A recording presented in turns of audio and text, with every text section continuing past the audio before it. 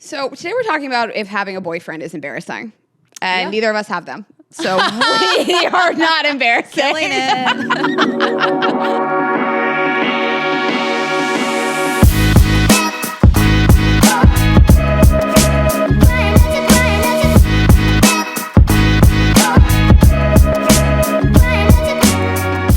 This podcast is a Dear Media production.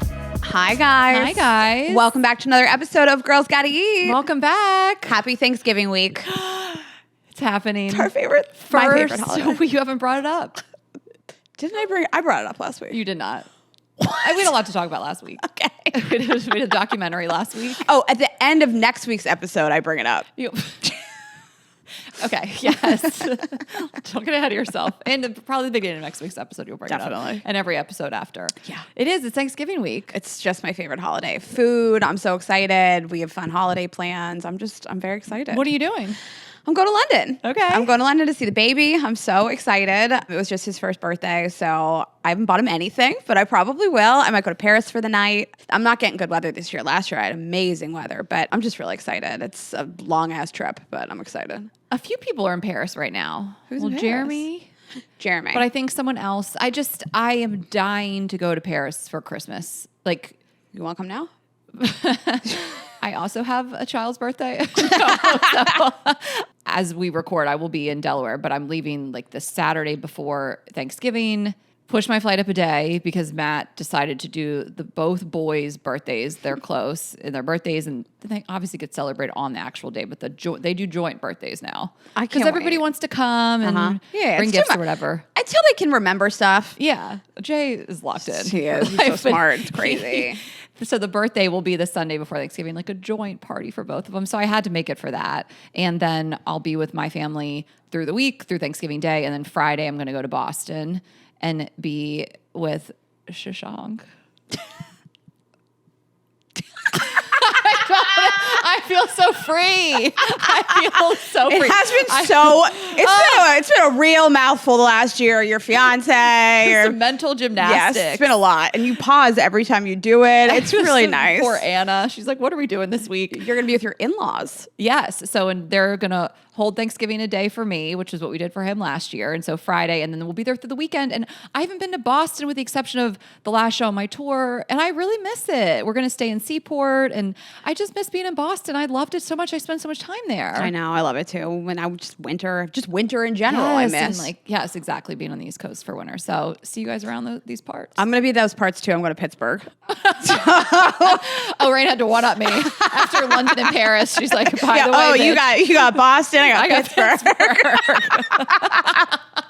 Well, my dad is not coming to London this year for Thanksgiving, and my parents are getting older, and I want to take time to be with them. And listen, I would rather spend more time in Paris, but I am going to fly back. We're going to go to a Steelers game. They're playing the Buffalo Bills, so I'm just like very excited, and then we'll meet back here to keep recording the podcast. Yeah, I'm really thankful, and I did just want to say we recorded this episode last week. We recorded our documentary last week.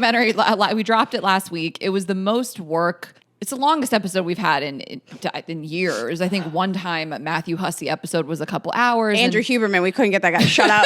That guy was like, I'm not even going to let you interrupt me. Andrew Huberman was like, is this not Joe Rogan's 3-hour block?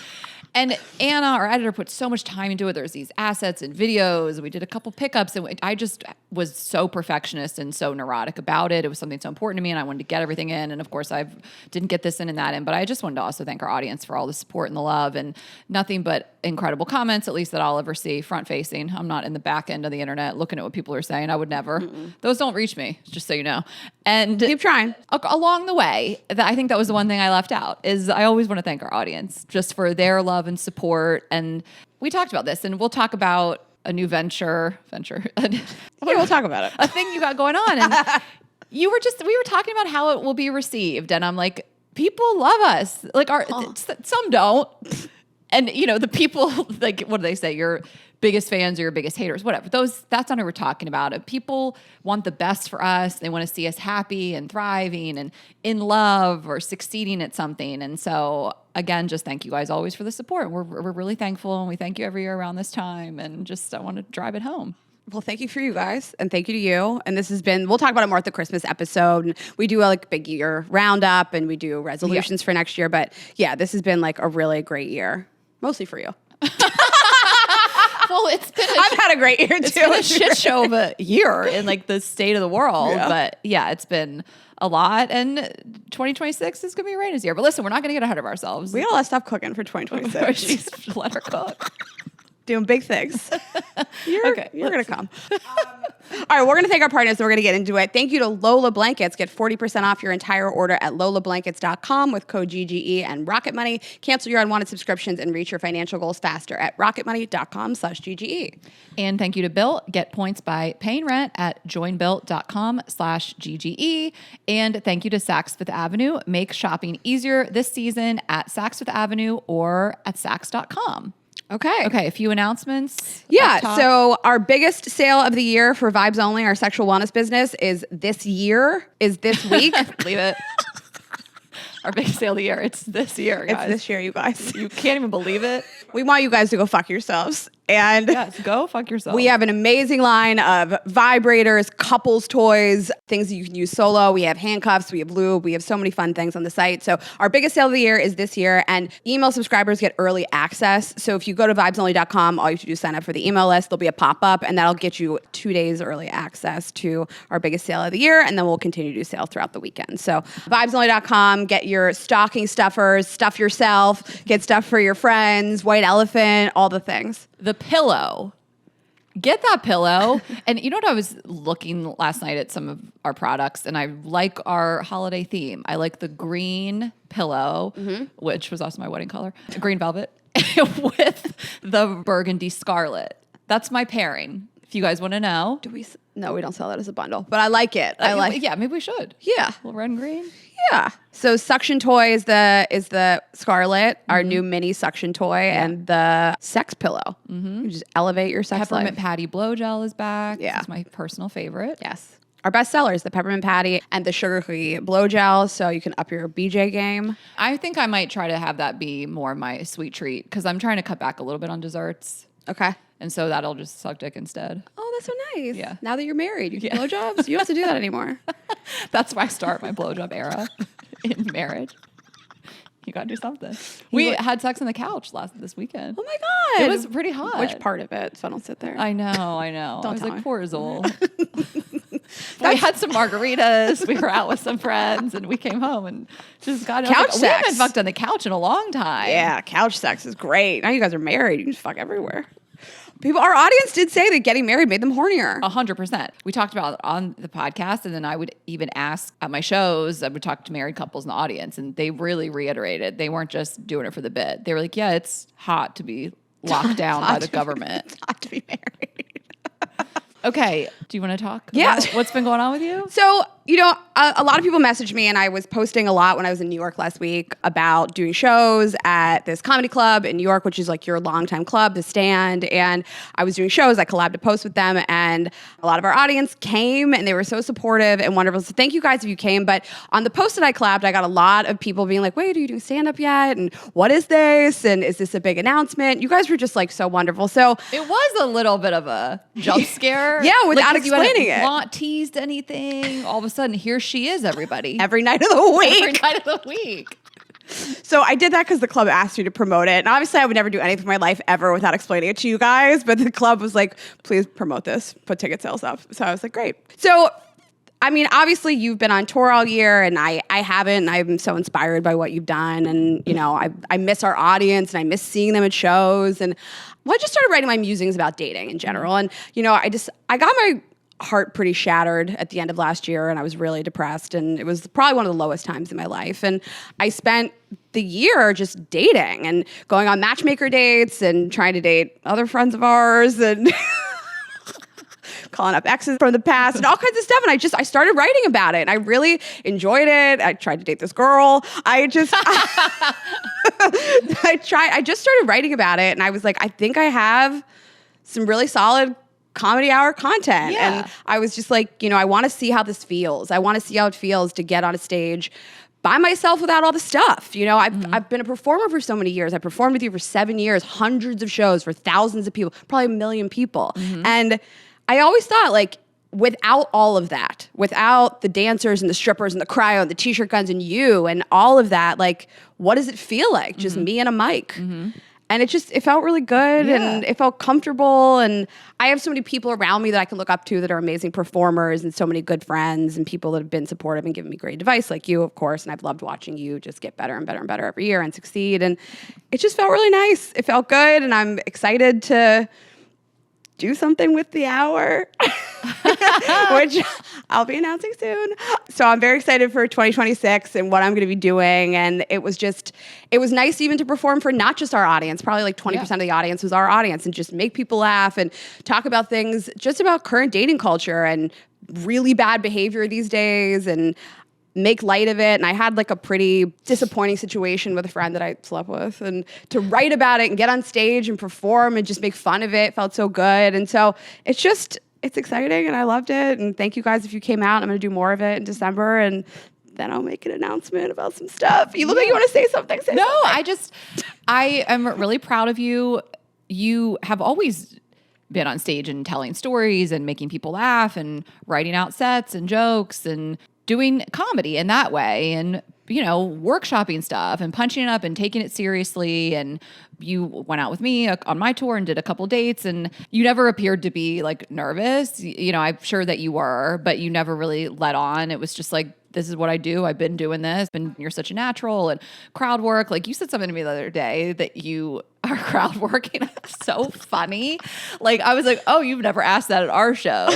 And it was like so funny, like the way you engage an audience, and you're really great at it. And I think anyone who's ever been to a show knows that. So it seems natural. And, you know, we talk a lot about what a stand-up comedian or just a solo performer's journey looks like. And, you know, your path has been different, and you're going to do this thing, and you have people who love you and want to come see you. And I think you're trying to strike the balance of like, how much is like, you got to know the girl's got to eat lore, or can you perform for people coming off the street? And I think that funny is funny, and you're funny and relatable. And I'm excited to see more of it. I've only seen a little bit. And for everyone else to see it too. Well, thanks for saying that. It means a lot. And I think people are like, I didn't know you were doing stand-up. It's like, well, I've never considered myself a stand-up like you. It's not the same thing. I haven't, like you, gone out and grinded it out 5 nights a week, you know, and doing all these sets. But I am a performer, and I've written so much, and nothing makes me feel less scared than being in front of our audience. Like, I know the hard part is now. I know the hard part is like practicing this and being in front of audiences that I don't know.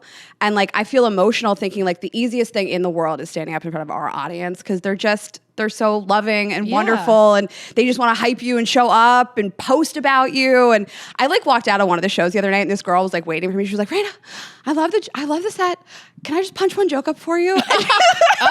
And she gave me a really funny tag. I mean, I love that. She waited for me outside to like punch it up. It was very funny. And I was just like, that will be the easiest thing in the world is our audience. I try to think if that's ever happened to me. I always love when you get off stage and someone's like, can I give you a tag? And it's like, I'm like, yeah, you can. And sometimes I'm like, brilliant, it's in. And other times I'm like, I'm offended. I'm offended you thought I would say those words.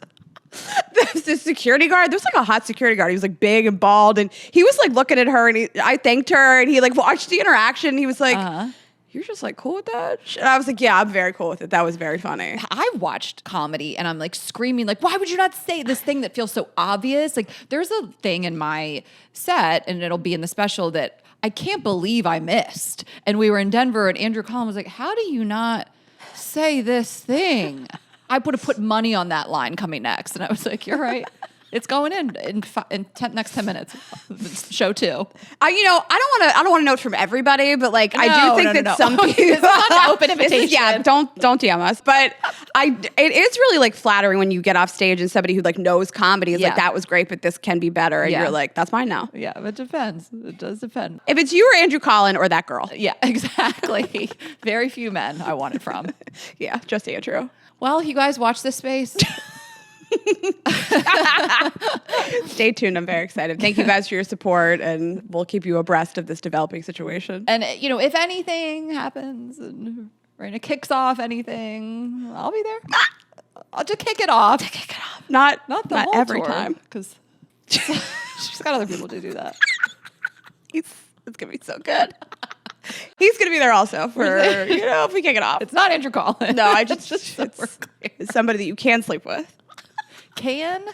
Yeah. Rayna. I'm not gonna. I can't. Okay. They can. They can. You guys can. You not the plural. Not me. Not you, like in general, me. Other people. Okay.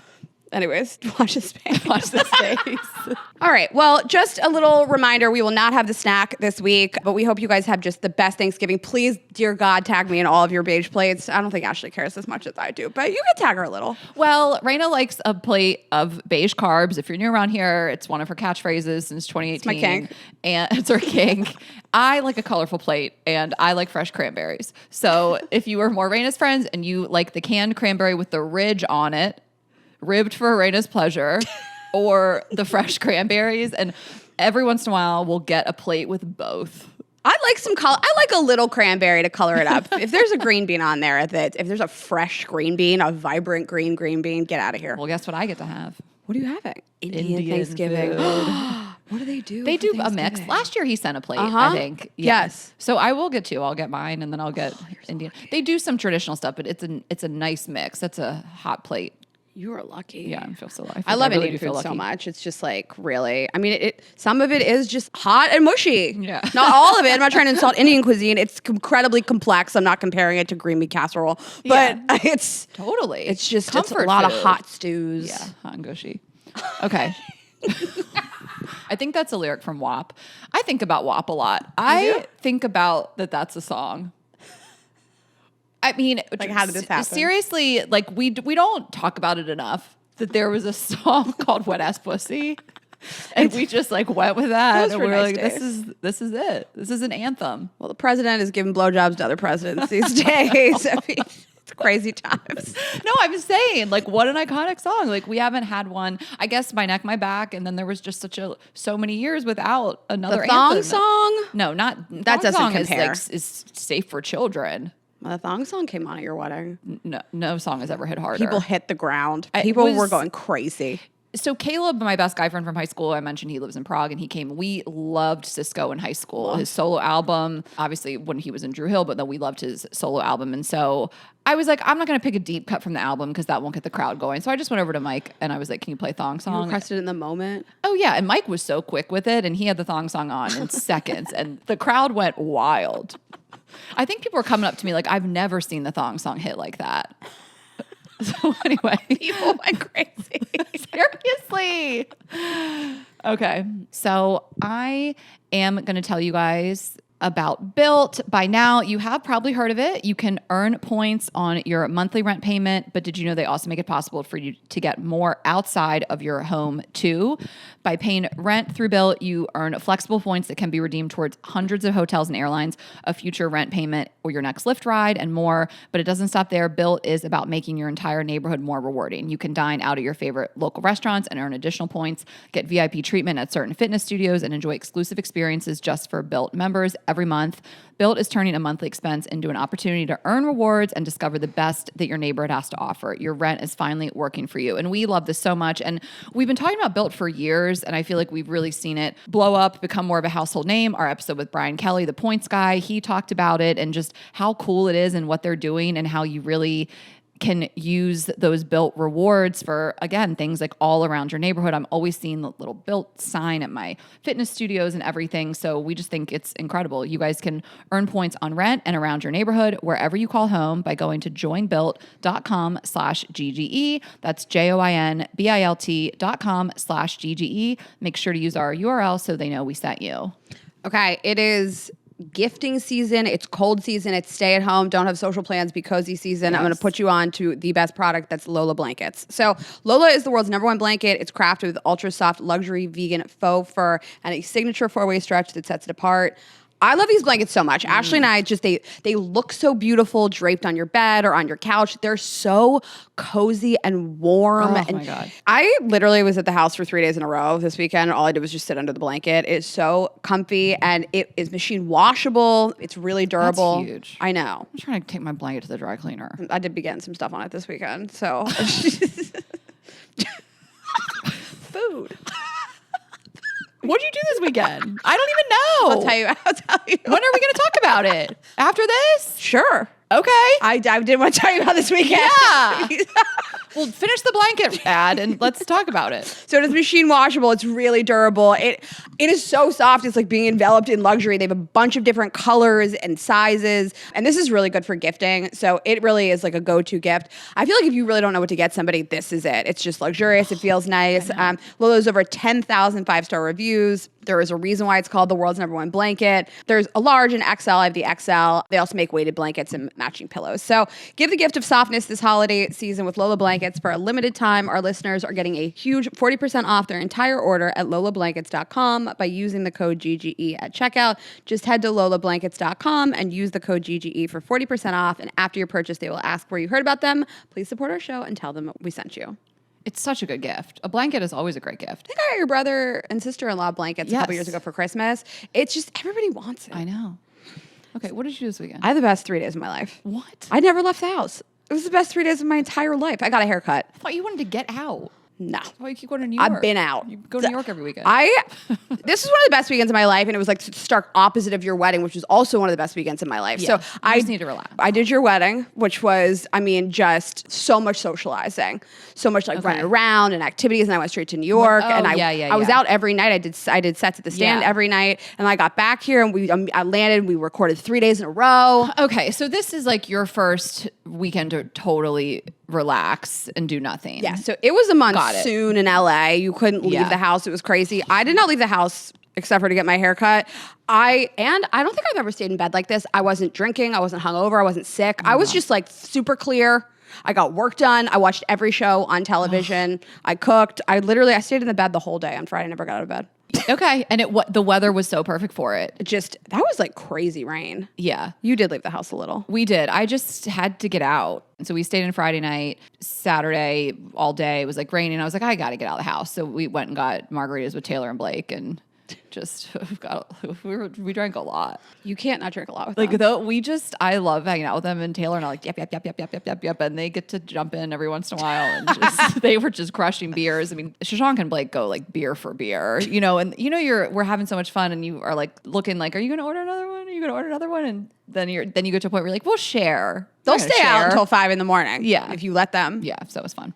Yeah. So I don't know. I haven't had a weekend like that. I did not do anything. I didn't see anybody. Mm-hmm. I consumed a level of television I've never consumed before. Okay. But it was great. Okay. So I want to talk about my prenup.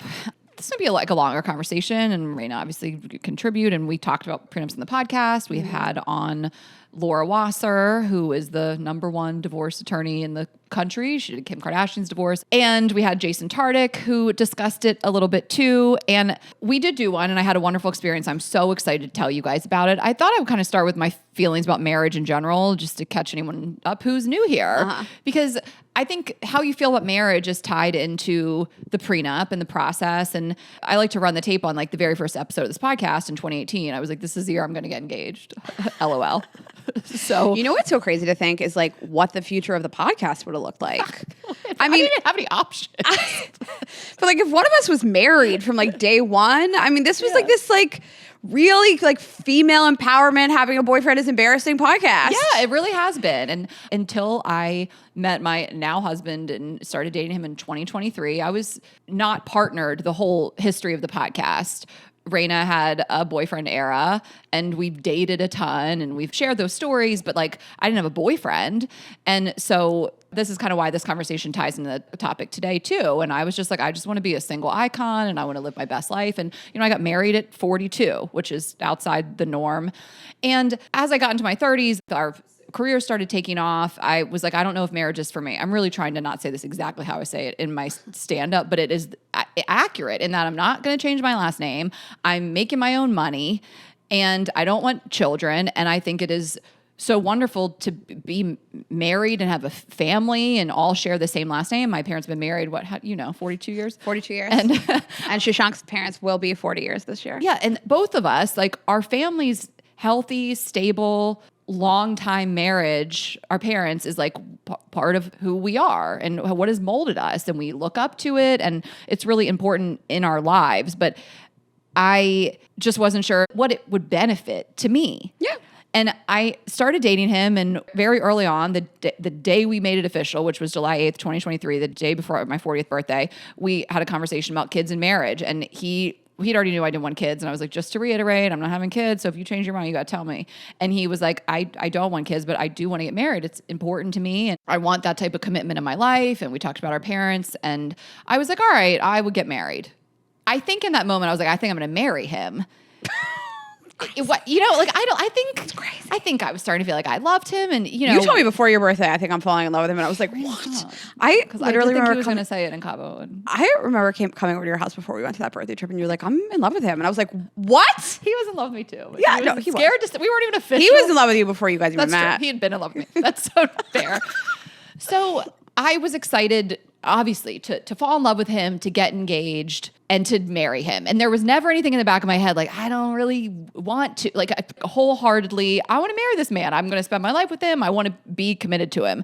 And we always knew a prenup was going to be on the table. For me, it doesn't matter if I'm marrying somebody who makes more or less. I don't think that at this age, two adults coming together, that if I were to marry you and you have more money than me, the day we get married, I'm entitled to half of that. And I wouldn't want that for me. You shouldn't want that for me. Someone coming in, just because they marry me, they are entitled to part of girls got to eat. Mm-hmm. Should we get divorced? Yeah. And so I always had felt like that. And he knew I felt like that too. And, I think a lot of people think that's what marriage is about. You come together, everything goes into the pot, you build a family together, you build your own careers together, you get married when you're younger. It's also different when you're, you're 23 and you're going to have kids. Yeah. And I respect whatever you want to do for your own marriage. That just wasn't me. And it wasn't him either. And so this summer in August, I started the prenup journey, and I talked to our business manager, and he put me in touch with a lawyer, and he explained all the things. So California, every state is in some version of legality, but California is a community property state. So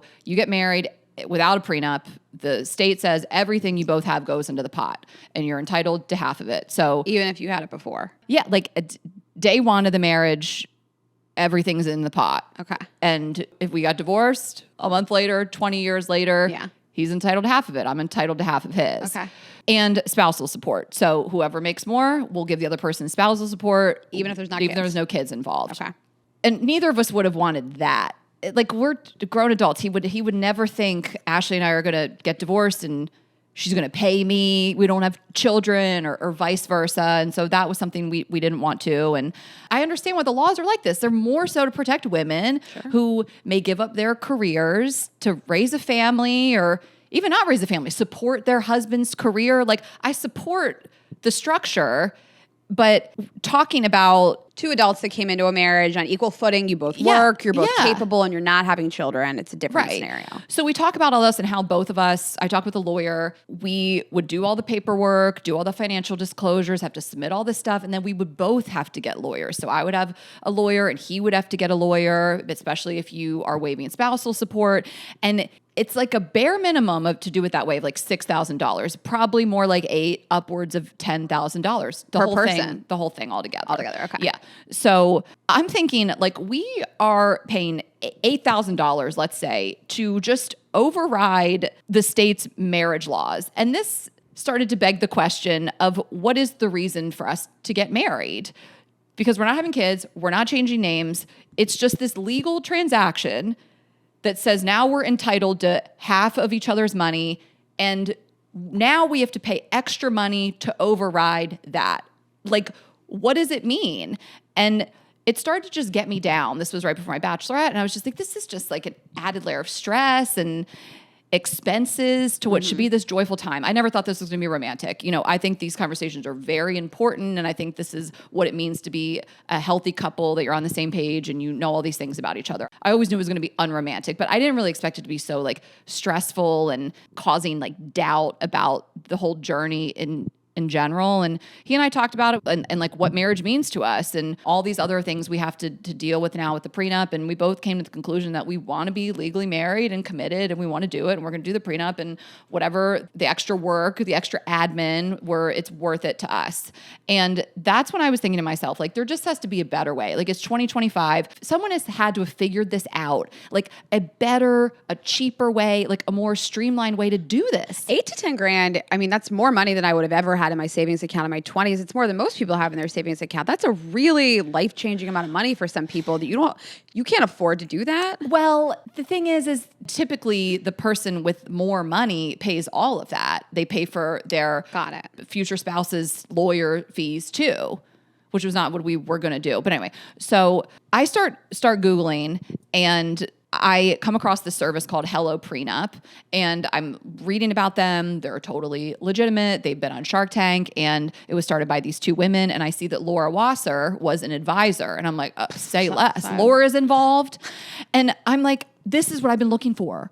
This should be easier. We should be able to do some of this online and not have to go meet with a lawyer and pay all this money. And so I decided to email Laura. I was like, I'm going to email Laura and see what's up. And I was like, because what if I could work with them, learn more about the company, have a personal experience, and also spread the word on Girls Gotta Eat? I felt like so passionately about it immediately.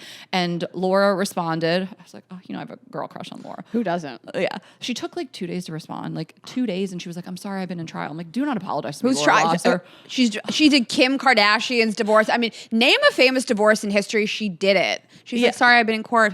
Who's getting divorced? I was like, do not say sorry to me. Yeah, I can't believe you responded to me, honestly. Like, I'm so glad you took the time.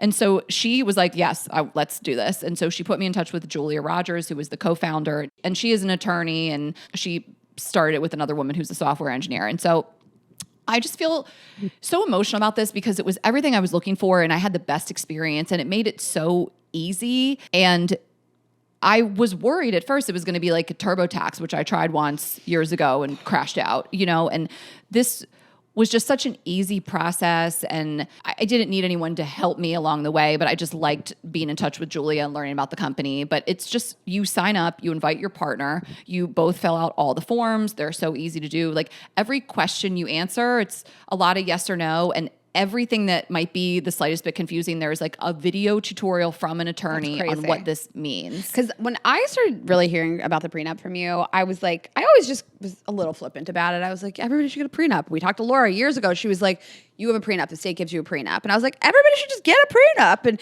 I just thought, like, you should be able to sign a thing that says, like, I'm fucking leaving with what I came with. But, like, you really have to unearth every single dollar that you have made, saved, and that's also coming to you. I didn't even think about inheritance. Yep. Like, all these things, like what happens when we die and writing a will and all those things. Like, I never really thought, like, just how granular it was. I was a little flippant about it. Well, I think that some people also might start the process and not do it. Like, I was always going to do it. I felt committed to it. But there was that point when I was talking to the first attorney, like, are we really doing this?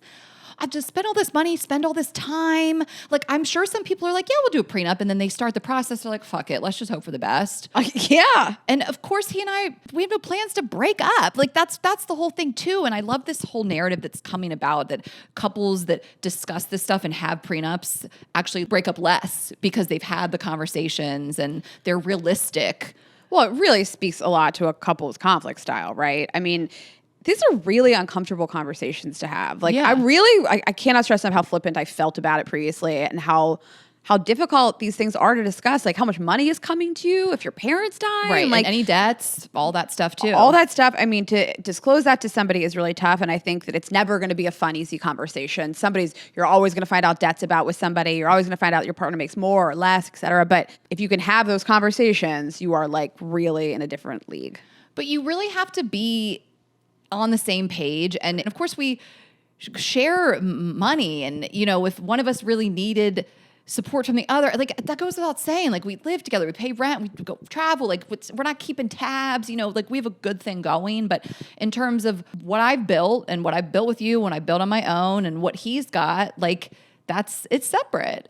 And so you're reading this and you're like, this feels like kind of insensitive sometimes, like your answers, but we were aligned and we worked through it. And so we filled out the paperwork online. It was super easy. And then you just put in all your financial stuff. And then we each talked to our own lawyer. So I had an hour-long conversation with the lawyer. He had an hour-long conversation with another lawyer. We went over the prenup in full. And then you basically finalize it. And then you have to wait 7 days, at least that's California law, to notarize it. So there's a 7-day waiting period. So the notarization was also very like high tech and cool. Like it was a virtual with a notary. We did this like the Friday before the wedding. That was the timeline. I was procrastinating a little bit. I was busy, I was doing the tour. And so we kind of we're down to the wire, but you just are on, Zoom call essentially with somebody and they walk you through it and just, do you understand all this? You hit yes on a bunch of things, sign a bunch of papers quickly, like e-sign, initial, 20 minutes to notarize it in full virtually with a notary. And then you're done. And I mean, you could do this, the prenup part, in a couple hours if you had all your financial stuff locked and loaded. I just want to tell people but we did it piece by piece over the course of, a couple weeks. And their flat one-time fee, because you guys are probably like, how much does this cost? The Hello Prenup's flat one-time fee is $5.99 per couple. That's fucking crazy. And they also offer e-signature and notarization for $50 per couple, and then they have the option to add attorney services at any point. So there are Q&A sessions for $49 per, and then attorney document review, whatever. Bottom line, the full thing with the lawyer is $6.99 per person. So that's crazy. $1,400. If you do both lawyers, you don't always need that. We did that. $1,400 plus $600 to $2,000 with all the bells and whistles for the most part. You're in like a $2,000 range to get this done. But again, depending on your situation, it could be $600. What an amazing company. It really is. I just wanted a couple stats from them. They've protected over $27 billion in assets. And I love this stat. Approximately 20% of the U.S. prenup market passes through Hello Prenup. So they're doing 20% of all prenups in the U.S. These prenups are, obviously, it goes without saying, holding up in court. And I know that prenups can have stigma around them. And if it helps, you can call it a premarital agreement. That's another official term you can use. It sounds a little gentler.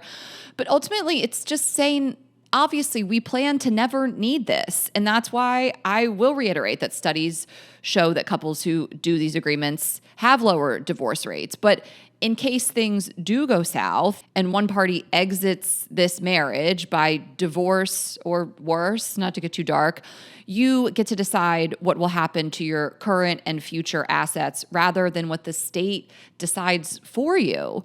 And it's more than just money in there. It's what the plan would be for your shared home, whether you own or rent, your pet, your pet's medical bills. We had to put stuff in the agreement about Azul, and it is just providing that clarity and protection on your own terms, which is what I love about it and why I wanted to share this so much. And I became friends with Julia, the co-founder. She came to my show in Boston. She's a Boston girlie. She came to the show. It was this really full circle moment at the very last show of the tour, and to meet Shashank. And I was like, she was just helping with the prenup, and I just really wanted to be in it. I didn't need her help, but I wanted to talk to her along the way because I really want to speak about this and spread this gospel to anyone that is wanting to do a prenup and is stressed about the cost and the time and the meetings and all that stuff, that there is an easier way. I feel so happy these women started this. Wow. No, I love it. I think how many people probably walk into this and see a price tag of $6,000 to $10,000 and they're like,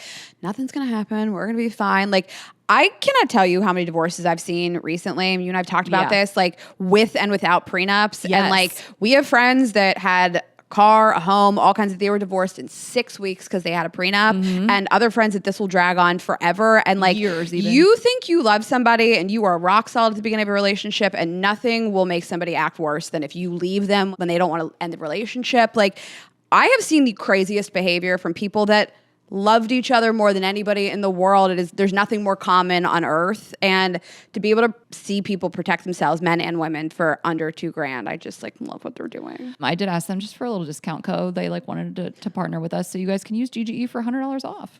I love it. It's a big discount. Yeah. And that is helloprenup.com. Just super easy. So I just wanted to share that. And I really feel for anybody who's going through this process, and it's not sexy. Oh, I had no idea how unsexy it was. Marriage in general is just not sexy. It's paperwork. It's government paperwork. And now this is what our state gets to decide our relationship is. It would be a really funny time to announce you're not actually married. Can you imagine after the 2-hour wedding episode? You're we just didn't. We didn't sign the papers. Well, I asked the lawyer that, and that's a whole other conversation. He was kind of doomsday about when couples don't get married and something called palimony. A partner can Sure. come for someone Yeah. based on what they were promised, and it's really vague and gray area. And it's actually, you're more protected in a marriage with a prenup than not getting married. Palimony is just you weren't officially married, but you were living as if you were living together. Common law. Yeah, and someone can come and be like, well, they told me that I could have the house, and there's really like, you just have to go to court to prove it. I So think that it was probably interesting. happens a lot with Yeah. like women that move in with men that promise them the world and like they give up their jobs and their homes and then men just leave them with nothing. Yeah. Men are embarrassing. Which brings us to our topic today. So we will get into it. Just going to talk about our remaining partners. I am telling you guys about Saks Fifth Avenue. This episode is brought to you by Saks Fifth Avenue. Okay, this is the perfect place to find holiday gifts, inspiration, whoever you guys are shopping for. Maybe you have a new husband. or you're a family. Is that a gift guide on Saks? If you think you're not getting something from Saks, actually, I'm just going to get you something and put it in a Saks bag, your style. I have to tell you something after this. What? Oh my God, you guys, she's full of secrets. Okay, so you guys can shop Saks. I just am on the site all the time. I mean, their gift guides are incredible. We always say men can be sometimes harder to shop for, right? I'm looking at this polo sweatshirt right now. I think you wore a shirt with a bear on it last week, so here's another one.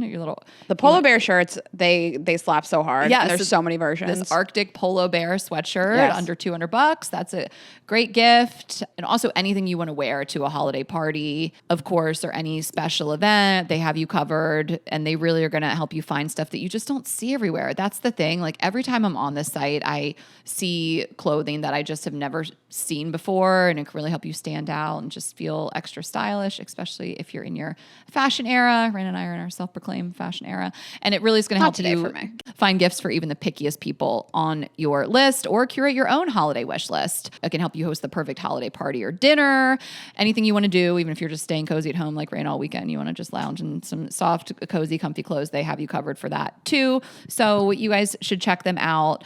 This holiday season, you can head to Saks Fifth Avenue or Saks.com to make shopping easier. And speaking of holiday season, get a little gifty this season, and some spending can be a little out of control, low sales, which are great, but it's hard to know kind of like what your personal finances look like. So Rocket Money really is the best app for that. It is a personal finance app that helps you find and cancel your unwanted subscriptions. It'll monitor your spending and help lower your bills so you can grow your savings. So the interface is great. When you go on the app, it just gives you like an overview of everything that you're subscribed to, what your spending looks like. It's really easy to navigate it. The dashboard just lays out the whole financial picture of what bills you have to pay and paydays and things like that. So if you're just like, I want to get my finances in order this holiday season, this is like the best app. And one thing they're going to do is help you cancel unwanted subscriptions. So it'll lay out all the subscriptions you have, and they can help you get rid of those. They can help you negotiate lower bills, and you can get alerts for your bills increasing in price. So it monitors all this activity, all this spending. And Rocket Money has saved users over $2.5 billion, including over $880 million in canceled subscriptions alone. There are 10 million members save up to $740 a year when they use all of the app's premium features. Cancel your unwanted subscriptions and reach your financial goals faster with Rocket Money. Go to rocketmoney.com/GGE today. That's rocketmoney.com/GGE, rocketmoney.com/GGE. So today we're talking about if having a boyfriend is embarrassing. And neither of us have them. So we are not embarrassing. Killing it. We are married and single icons. I'm obsessed with that. We would never do you guys wrong by like, having a boyfriend. That's so gross. But this article came out as an opinion piece in British Vogue. It's by the author Shantae Joseph, and it's called "Is Having a Boyfriend Embarrassing Now?" And we are going to read you the article. It unpacks cultural norms and social norms around having a boyfriend and how things have really changed. And Ashley and I really want to unpack themes in this and just how our own experiences have changed and our listeners' experiences over the years and the types of messages we've gotten over the years versus now in relation to this. And the response to this article was unbelievable. I mean, just millions of people, from men, from women, from people in relationships, not in relationships. And this has sparked a huge discussion online. I think we're the last podcast to talk about it. Worldwide. I think it's been translated in different languages. I mean, she is floored. Like, this put Vogue on the map. Is Vogue back? Vogue is so back. People hadn't heard of Vogue. No, I'm just kidding. But seriously, We're like, so bad. Vogue has stayed so relevant for its entire existence. But this is just Vogue, Vogue, Vogue, Vogue, Vogue, Vogue, Vogue. And I love that it was in Vogue. I do too. I love it. British Vogue. Well, that's the thing. Like, she was saying, and we'll talk about her response article. She wrote a follow-up, and she's like, people are calling me this New York City Carrie Bradshaw icon. I live in London. Like, She is giving that though. yeah. All right. I'm going to try to speed read this. I might leave out some of the most relevant stuff. I've read this article over and over to prepare for this. But we just felt like you guys, if you haven't read it, we don't want you to navigate away. So we just thought we would read the article for you. Okay. So titled Is Having a Boyfriend Embarrassing Now? The opening, I can't get over. She says, if someone so much as says my boy on social media, they're muted. You know, there are some girls like that though, that I'm like, you have made this your whole personality and I'm out. There's nothing I hate more than following someone for fun, only for their content to become my boyfriendified suddenly. This is probably because for so long, it felt like we were living in what one of my favorite Substackers calls boyfriend land, a world where women's online identities centered around the lives of their partners, a situation rarely seen reversed. When I read that, I was like, oh, I know. never It's see like, that. It's chills the whole episode. Women were rewarded for their ability to find and keep a man with elevated social status and praise. It became even more suffocating when this could be leveraged on social media for engagement and, if you were serious enough, financial gain. However, more recently, there's been a pronounced shift in the way people showcase their relationships online. Far from fully hard-launching romantic partners, straight women are opting for subtler signs, a hand on a steering wheel, clinking glasses at dinner, or the back of someone's head. On the more confusing end, you have faces blurred out of wedding pictures or entire professionally edited videos with the fiancé conveniently cropped out of all shots. Women are obscuring their partner's face when they post, as if they want to erase the fact that they exist without actually not posting them. So what gives? Are people embarrassed by their boyfriends now, or is it something more complicated going on? To me, it feels like the result of women wanting to straddle two worlds. One where they can receive the social benefits of having a partner, but also not appear so boyfriend obsessed that they come across as quite culturally loserish. They want the prize and celebration of partnership, but understand the norminess of it, says Zoe Samudzi, writer and activist. In other words, in an era of widespread heterofatalism, women don't want to be seen as being all about their man, but they also want the clout that comes with being partnered. But it's not all about image. When I did a call out on Instagram, plenty of women told me they were in fact superstitious. They feared the evil eye, a belief that their happy relationships would spark jealousy. I'm going to kind of paraphrase. They're concerned about their relationship ending and then being stuck with the posts. Someone said, even though I'm a romantic, I still feel like men will embarrass you 12 years in. So claiming them feels so lame. Then there was an overwhelming sense from single and partnered women alike that regardless of the relationship, being with a man was an almost guilty thing to do. Someone on the Delusional Diaries podcast, they discussed whether having a boyfriend is lame now. Why does a boyfriend feel Republican? Read a top comment. That's my favorite line. Boyfriends are out of style. They won't come back in until they start acting right. Read another comment with thousands of likes. In essence, having a boyfriend typically takes hits on a woman's aura, as a commenter claimed. And it's not just in these women's imagination. Audiences are icked out by seeing too much boyfriend content, myself included, it seems, as though indicated by my liberal use of the mute button. There's a British Vogue contributor. They mentioned that hard launched her boyfriend. She lost hundreds of followers. There's something cringy and embarrassing about constantly posting your partner these days, she tells me. And then also, you can feel guilty about what feels like bragging when the dating landscape is really bad at the moment. She says, I wouldn't want to be boastful. Sophie Milner, a content creator, also experienced people unfollowing her when she shared a romantic relationship. She admits that her content perhaps becomes less exciting when she is in a relationship. Being single gives you this ultimate freedom to say and do what you want. It is absolutely not every woman, but I do notice that we can become more beige and watered down online when in a relationship, myself included. From my conversation, one thing is certain. The script is shifting. Being partnered doesn't affirm your womanhood anymore. It is no longer considered an achievement. And if anything, it's become more of a flex to pronounce yourself single. As I read that line and I got up out of my seat as a fucking married person. Okay. As straight women, we're confronting something that every other sexuality has had to contend with, a politicization of our identity. Heterosexuality has long been purposefully indefinable, so it is harder for those within it and outside of it to critique. However, as our traditional roles begin to crumble, maybe we're being forced to reevaluate our blind allegiance to heterosexuality. Obviously, there's no shame falling in love, but there's also no shame in trying and failing to find it or not trying at all. And as long as we're openly rethinking and criticizing heteronormativity, having a boyfriend will remain a somewhat fragile or even contentious concept within public life. This is also happening alongside a wave of women reclaiming and romanticizing their single life, where being single was once a cautionary tale. You'll end up a spinster with loads of cats, childless cat lady, JD Vance. It is now becoming a desirable and coveted status. Another nail in the coffin coffin of a centuries-old heterosexual fairy tale that never really benefited women to begin with. I love this article. Thank you to this author for writing this. It is really phenomenal to just see this cultural shift, this social shift. And you and I have seen this firsthand because of the tone of the emails we get from people over the years. And some of our most popular episodes in the last year were Scott Galloway and Professor Chesko, which both push back against these norms and say that, like, men are acting like trash. And until that they act better, women shouldn't necessarily be with them. And for so many years, the rhetoric was all these women are going to end up alone. There's never been so many women that are unmarried without children. And I think this takes back the narrative of, like, look at these lives that women are building and look how much happier you can be single than with somebody that is dragging you down and draining your resources. And none of this is to say, wanting partnership is not embarrassing. Wanting partnership is beautiful. And if somebody can have what you have, a real teammate in life that makes their life better and uplifts them, makes their life easier, that's the goal. We're social beings. We all want to be with somebody. But until we find that, making your entire personality and identity about another person who might not even be worthy of it, that's what's embarrassing. And women don't need men anymore, hot take. And I love the content surrounding this and how marriage benefits men more than women now in this day and age. I saw a comment, and I wish I screenshot it, but it said, if marriage benefited women, they would have taken it away from us by now. Seriously. Right. You know, like, it's for like access men. to abortion. Yes, like just like healthcare, you know, the difference between men's and women's healthcare. So women are just more powerful than ever. And so many women obviously have not bought into this traditional patriarchy, but even more women are waking up to, like, I don't have to live like this. And we're seeing more women get elected. And there is this shift. I, like, feel it in my bones.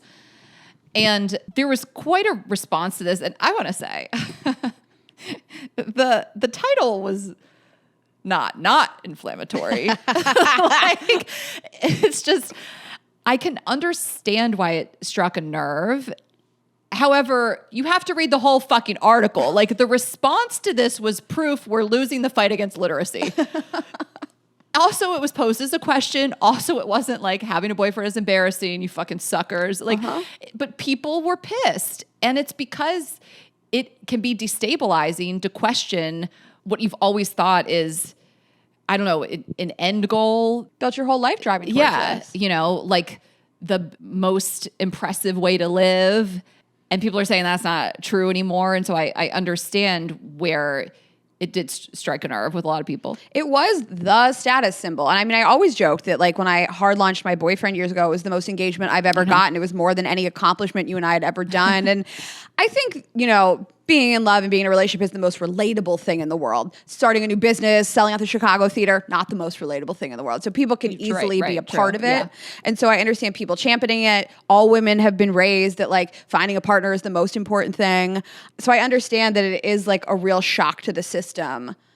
It sort of reminds me of, like, the body positivity movement and how I have been conditioned my whole life to hate my body. And I woke up one day and somebody was like, you have to love your body now. And you're like, wait, I spent my whole life. Right. I spent my whole life hating myself. Now I have to love myself. So I think this really just questions, you know, what does it look like to not have a partner? What do other status symbols look like? And my personal experience is, like, I sort of zoomed out, looked at all my girlfriends. I've never had more single girlfriends in my life.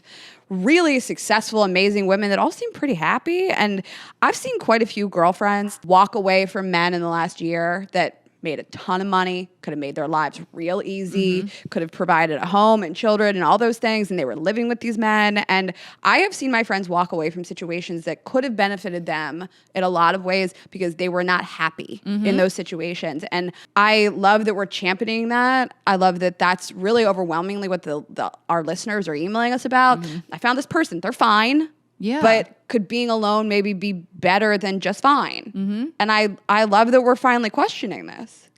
Right. Like, what's embarrassing is being with someone who makes your life worse, who makes your life harder, more stressful, more unstable, just so you're not single. You know, obviously what's embarrassing is letting a man become your whole life. And we can kind of tackle that later, and abandoning your friendships and your hobbies and all the things that make you for some man. And the thing that I just keep coming back to is that any woman who was brought up, whether it be through nurture or nature or both, to believe that marriage is the end goal and this is our greatest accomplishment as a woman is to be a wife and or a mother, and always felt like being partnered was better than being single. Like a lot of those women felt like being single was embarrassing. Like, absolutely. We all know those people that they think that's a fate worse than death, and they just hop from relationship to relationship because the being single of it all is what's so embarrassing, which I couldn't relate less. I've never felt like that. I've been single most of my life. And so it's totally flipping that on its head. I mean, I think it's hard for some people to process. They're like, oh, it's the exact opposite of what I thought all this time. I was trying to avoid the thing that I thought was embarrassing, which was to be alone. I have never been more single than I am today. I'm not dating anybody. I am not really sleeping with anybody. I'm really happy. Yeah. I had this great weekend. No one was bothering me. I have all these girlfriends and social plans, and I feel really fulfilled professionally. We have a lot of like great stuff coming up, and there's not a real deficit in my life because I think I'm never waiting for somebody to ask me like, why are you single? Why are you dating anybody? I don't have any fears. I never have really about going over the holidays and someone's like, where's the guy? Like, I feel more comfortable in my singledom and happier than I ever have. And I have more single girlfriends than I've ever had in my life. And I understand that's not everybody's experience. I'm really lucky that we don't really have a lot of girlfriends, even the ones that are married or in serious relationships, that make that their whole personality. Yeah. Like, none of my girlfriends have ever made me feel stupid or less than because I'm single and they've managed to figure it out. And, these like fuckboys I deal with, like no one's ever made me feel less than. They take it seriously. They take my life seriously. Mm-hmm. And I'm really lucky that you and I, that's our experience and we're surrounded by really amazing women. But I understand that it's hard to be in a community where everybody is married with children and you're like, I feel left out. Right.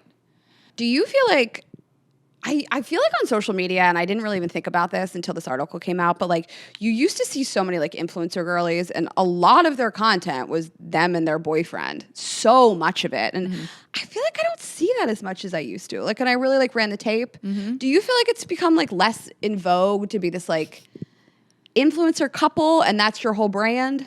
Yeah, I mean, that's the part of the shift, I think. And it's also okay if you still do that. Yeah. And we know some of those couples. And I think overall, we just need to stop policing women. And whether you choose to make a partner a big part of your world publicly or you choose to decenter them, I mean, I support both. I think I fall somewhere in the middle. I mean, you can agree or disagree, but I think we've gotten to this place where we're like so critical in general. And I think a big thing that Hannah and Paige have owned is the decentering of their partners. And then, you have people that are going to critique that too. And they're like, well, they must not be in love and they must be breaking up. And, you can't win a lot of times. Yeah. And so I think I wanted to make that statement that we've just got to stop policing women, like whatever they want to do. But I found it really fascinating in the article that clearly there's a shift, a cultural shift, and women are just becoming more powerful and independent by the day, but of the embarrassment of it all. And just like, the concept of not posting someone because you might break up isn't new, but just more than ever, it's just so much bad behavior. And even someone saying like, you're bound to embarrass me. Like you don't get to be a part of my social presence is interesting. I mean, we've never seen worse behavior in the history of time. I feel like every day, I mean, I only date men, so I can only speak to men, but every day men invent new ways to be unbelievably terrible. I've dealt with so much bad behavior this year from people that I've dated. It's just new and fresh all the time. I can't believe it. And I don't feel personally embarrassed. It's embarrassing to lean into that and to tolerate it and to lower your standards for somebody. And you shouldn't feel embarrassed. I know you find somebody that you care about and people are imperfect and you want to give them grace and understanding and compassion. But I see so many people just stick around and be like, well, did you ever see this meme? It said, like, I'm just a girl standing here asking a totally mediocre guy who I'm better looking than. It's okay if he doesn't want to commit to me. Maybe he could just text me a little bit more. He says no. In that vein. Yeah. I see so much terrible behavior, and I hate that women have stuck around for it for so long. And it's behavior that men would never stick around for.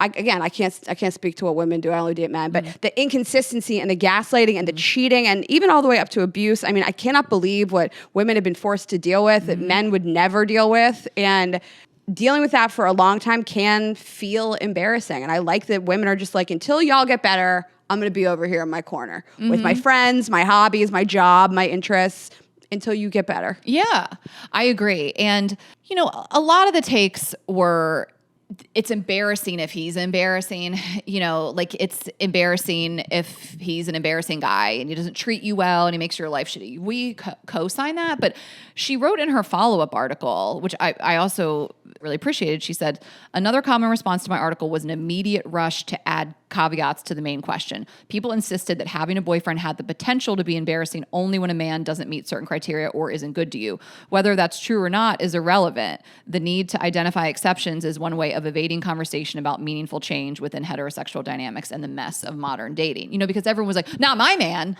No, not my man. And like, I also get that too, because you feel like not my man. Yeah, it's not my man. It's not about me. Yeah. Well, it reminds me of this TikTok I posted, and I don't think that she's the first person to ever post this, but it said, the biggest man haters have the best men at home. I will die on this hill. And I think that's a lot of what we talked about with Drew Offwallow, of just like women who understand the harm that men cause in this society and have high standards for the men they let in their life, and kind of do the whole man hating thing if you really want to put it in that bucket, which I don't really think that we do. But, you know, you can throw us in there talking about bad men behavior, and we're feminists, and the man that you do choose is going to be a good one. And I love that take. Yeah, I think also like you look at your own relationship and you're like, you specifically, like, we get along, we treat each other really well. Why is this so hard for some men?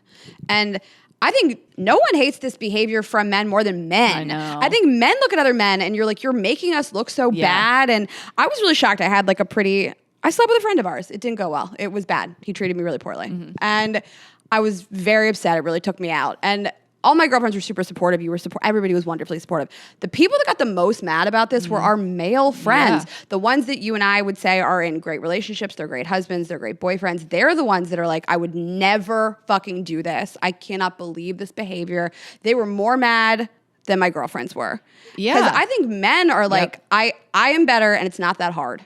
Well, this is how I feel about white women. And I bring this I bring this comparison up all the time because it's really all I got when you talk about men versus women. I'm going to speak on behalf of white women. And when I see a headline or a TikTok or an article or whatever about the problem with white women, no, I don't think I'm perfect. And I try my best every day to be the best white woman I can be. But I know they're not talking about me in the way that these women vote, what they support, their misogyny, their values, the inflicting harm on immigrants or whatever it may be. We know the women you're talking about, and that's not who I am, but it makes me even more mad because we're part of the same group and you're making us look bad.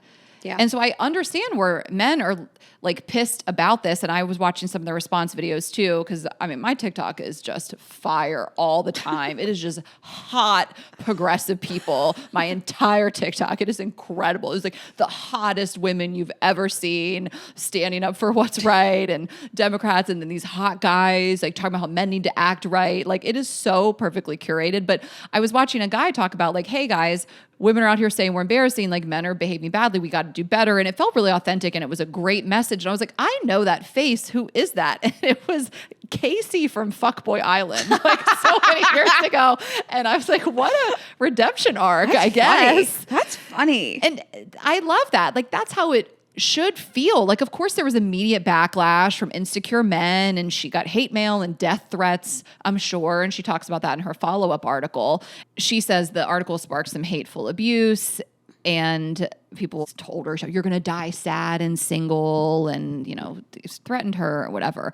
And she said at points all of this was worrying, but I quickly realized they likely saw the article as a threat to a system that has historically favored them. If having a man used to be the ultimate prize and now some women are questioning whether it is anymore, well, that's bound to be destabilizing. So I thought that was really interesting in connection to why does it feel decidedly Republican?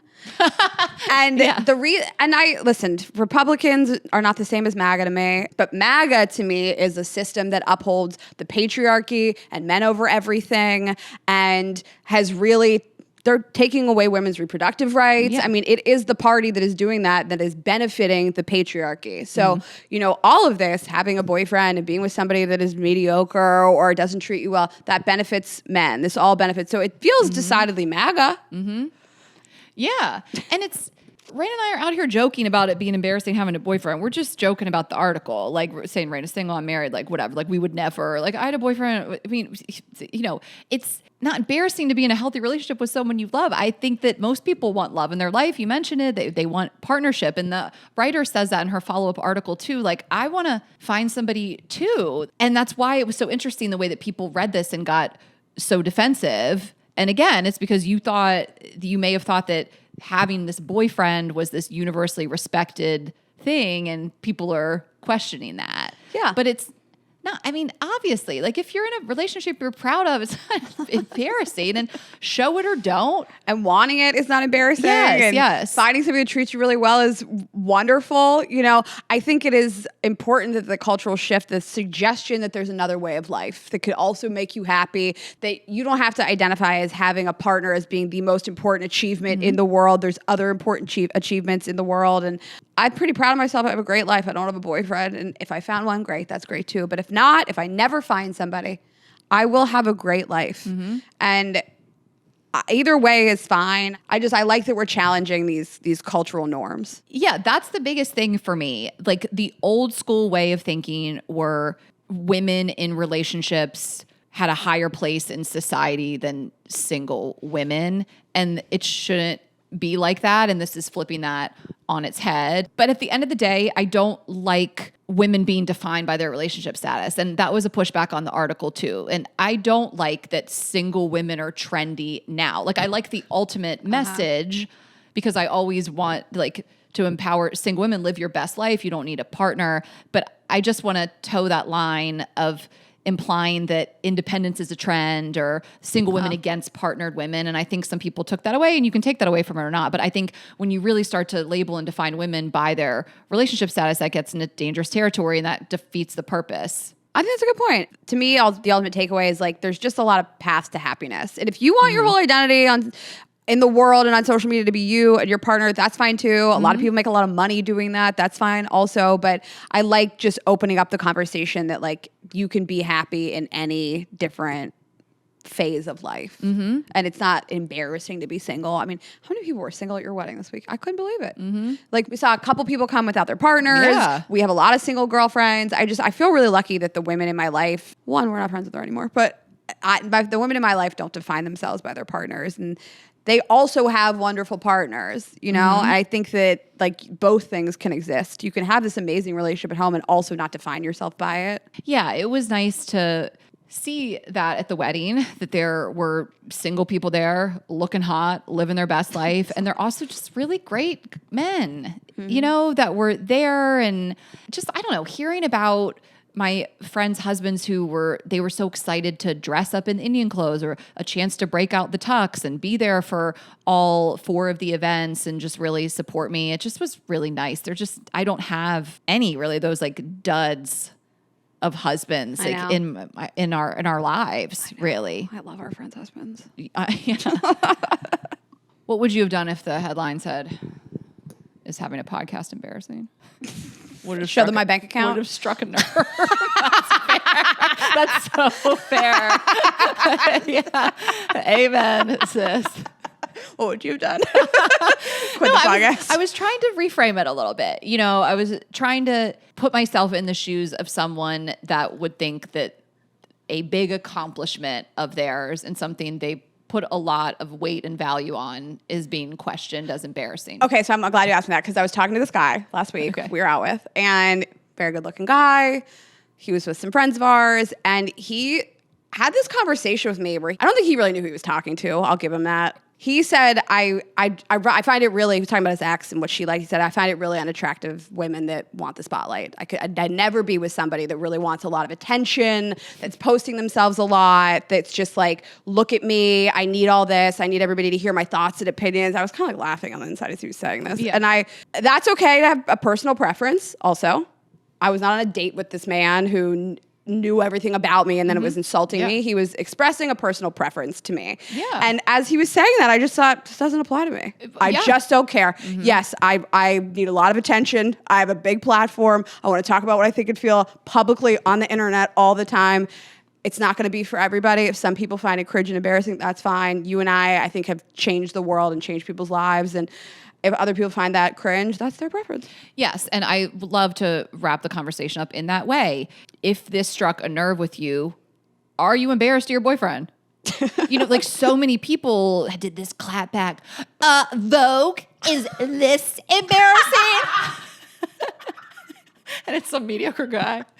It's some mid guy. Like, I watch a lot of the response videos. Is this embarrassing? And it's like, he brought you flowers. No, you didn't get it. Did you read it? You missed the point completely. And now you're overcompensating, and I think you are embarrassed. You are embarrassing. Yes. You're exactly who the article is talking about being embarrassing. I just like loved that whole response. Oh, I'm sorry. And it'd be like the corniest couple video you've ever seen. Get this, Vogue. You single haters, you know? So anyway. Yeah, listen, if you don't think it's about you, it's not about you. Let's bring reading comprehension back. Yeah. Let's make reading great again. That guy did apologize the next day. Not to me, but he told our friend to apologize to me. Yeah, and that's the thing. I mean, I don't want a guy that's in the spotlight like that. And there's things about that guy I wouldn't like too. I wasn't saying it to his face, but Yeah. Yeah, that's the difference. He felt comfortable just insulting you to your face. he was like, you know what's really gross is when people want the spotlight. And I'm like, do you know how successful I am? He's like, you know when women hold microphones, I just like find it so Gross. disgusting. It's just such an ick when women think they should be able to speak into a mic. I'm like, yeah, no, totally. You are lucky you're 6'2".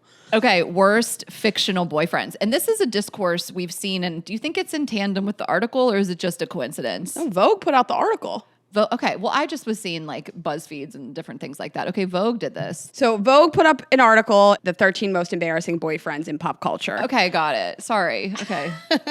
Fuck it, keep it in. This is not this is not an original Oh, idea. man. Well, they have all mine on there. Well, listen, it's going to be a lot of the same people. I think there's only one. Actually, I think I have two. I think the most embarrassing boyfriend of all time is Joe Goldberg from You. He's a murderer.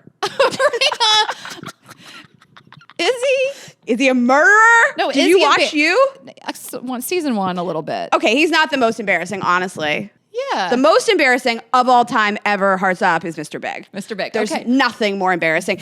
And I love that we as a society, the cultural shift from like, I Yes. just want to love like that, Yes. to realizing what a toxic dumpster fire that was. Yes.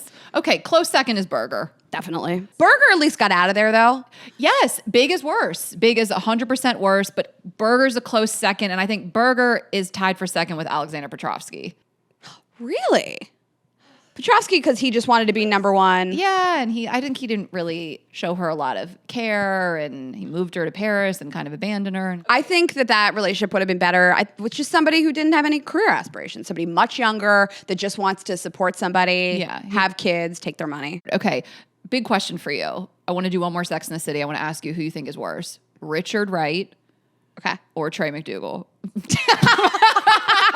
I'm sorry. It was embarrassing that Charlotte never fucked him before she married him. And I hate to blame the woman, but Charlotte, that's embarrassing. You didn't see if that dick worked? Different things were, so Charlotte was being embarrassing. She's the embarrassing boyfriend. No, like she's it's embarrassing to have a boyfriend girl. Richard is only embarrassing because he cheats on her, right? Yes. He was just, but all other things considered, he was fine. And then Trey, he was like a crazy mama's boy. I think I'm going Trey. I think Trey is worse. I think who I think should be more embarrassed is Charlotte. Because Richard was hotter and richer. She should have fucked him before the wedding. Yes, she should be embarrassed. I can't decide. Honestly, any man that lets their mother just walk up into their house when we are home, Bunny. that's crazy. No, it's Trey. Trey is such an ick. Trey's an ick. Warner from Legally Blonde. Nice. That's a great one. Not disputable, though, in any way. You know, Warren, obviously just terrible. Well, that's the thing. I like the ones that are new to the zeitgeist in Bad Boyfriends, which is Ross Geller. I love that you There's said that. a real discussion about how Ross was such a shitty boyfriend. And like I saw this whole carousel on Elite Daily. I mean, we don't need to go through it all. If you watch Friends, you know, but the list of pros and cons, you weren't such a Friends person. Yeah, but no, give me the cons. I need it to be explained a little bit more. Okay, he once wrote a list of pros and cons about Rachel and Julie. And for Rachel, he wrote just a waitress, spoiled, too into her looks. He wrote that about her. And they got back together after that. He dated her sister. People forget that. Oh, what? He was so jealous of her career. Someone wrote Rachel should have gone to Paris and Ross should have gone to hell. I mean, he just couldn't give her a consistent yes, right? Like it was so many years of I'm not going to choose you. No, Ross was in love with Rachel. The whole time, I mean, then, Emily got in the mix and Julie and that, but it's like, I just never saw the chemistry. I think it was the most bizarre pairing. And then you see Rachel date Joey and the chemistry was there and that's who should have ended up together. Like, I just could never get behind Ross. He just was like in love with her from the time she was like so young, right? They were like in high school. It felt like it was just a trophy to him. Yes. Okay, I'm gonna hit you with one. I don't know that other people would think of this. Adam from Girls. Oh, I was going to ask you about Girls because I was looking at a few lists and people said Desi. Wait, Adam was who? Adam Driver's name was Adam in the show. Oh, that's right. Okay, right. He just, for the first like couple years, for the first season, he wouldn't commit to her. Yeah. If she just showed up, I don't think she saw him outside of the home for like years. Adam was so annoying. Yes, it's hard to say like which one of them was more toxic. Team Adam. Well, people were saying Desi. And then he ends up dating her best friend in the world and breaking them up. An asshole. Yeah. These worst boyfriends to me are not the outright assholes. Yes. They are the guys that we were supposed to think were decent guys, and now the wool has been pulled back. What is it? Yeah. The wool is no longer over our blind. eyes. Now I see. And we're like, oh, gross. But Desi left his girlfriend, was cheating on his girlfriend with Marnie for like a year before they got together, and he only left his girlfriend because she kind of found out, broke up with him. Okay.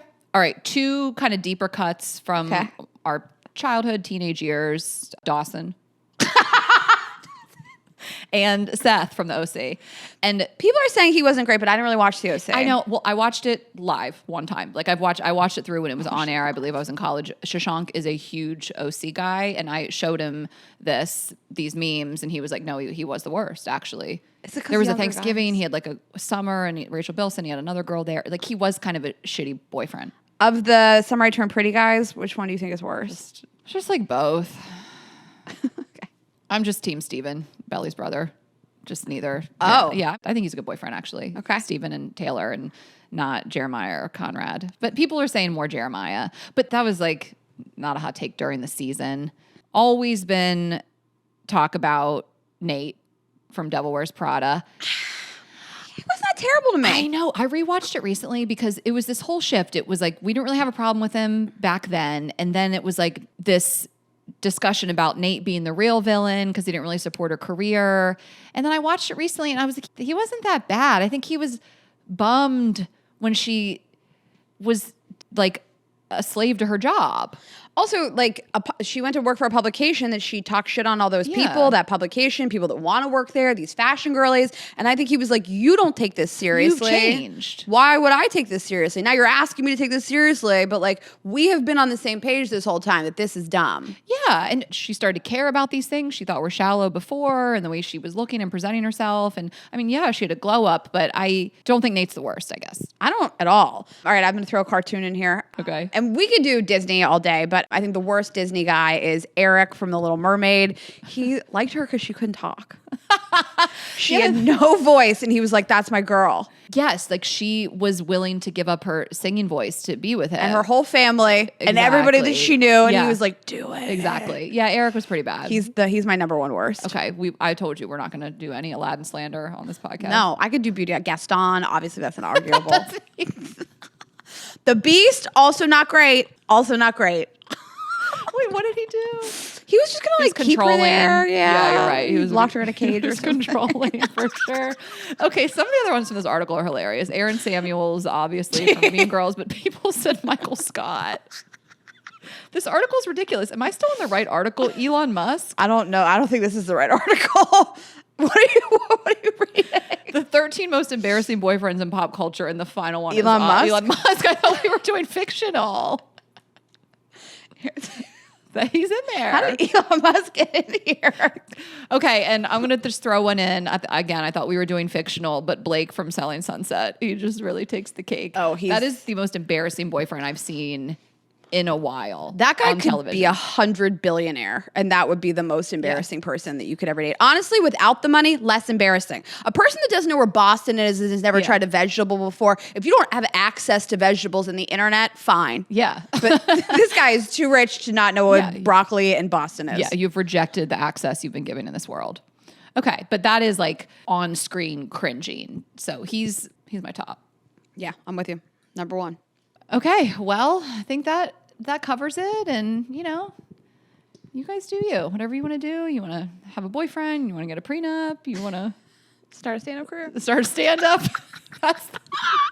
I can't recommend performing for our audience enough if you can. Yes, exactly.